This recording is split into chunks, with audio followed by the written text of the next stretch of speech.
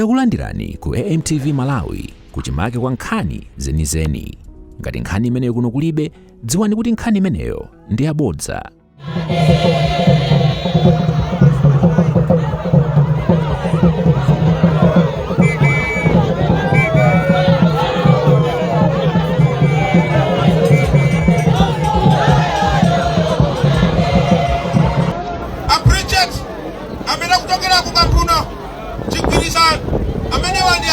MP alipampano komanso bwana tiri ndi Judith MP amene akutokera ku Lilongwe Central bwana ali malomwe ya zikomo kwambiri bwana tikhalabe tikukuonetserani bwana kukudziwitsani zonse zikuchitika pamalo ano ndi onse amene ali pano bwana anthu akulandirani kopsa pamalo ano bwana ndipo kana kuti alipo amayimitsa dzuwa tikadati dzuwa liyime kuti zonse zimene zakonzedwa pano bwana zichitike bwana zikomo kwambiri bwana.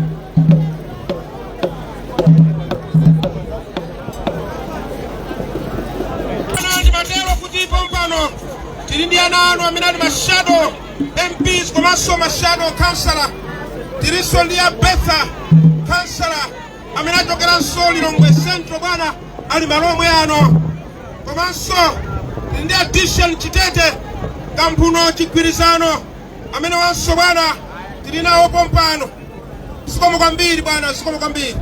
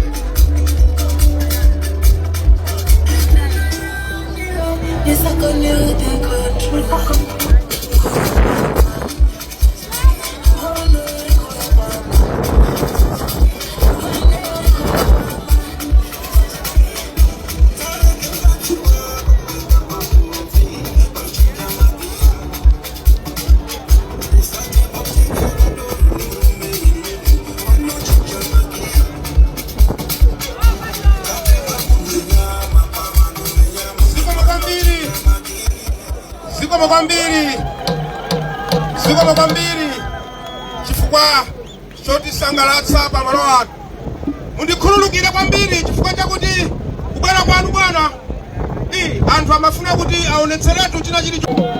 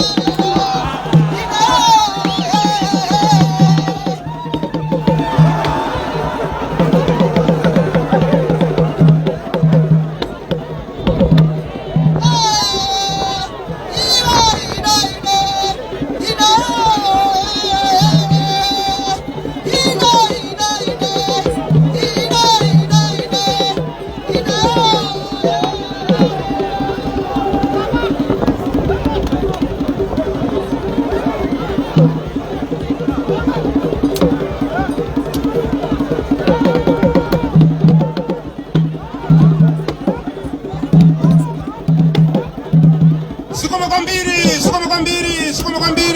kwambiri amene anali kula wankulu kutokera kwa Bondamali tionetsera kutisangalatsa masana lero. Bwana tipitirizabe ndi magule kumapakadali pano bwana. Timafuna tipemphe a district governor bwana amenewa ndi Meshek Tsitsi kuti bwana osayiwala kupanga subscribe ku channel ya AMTV Malawi.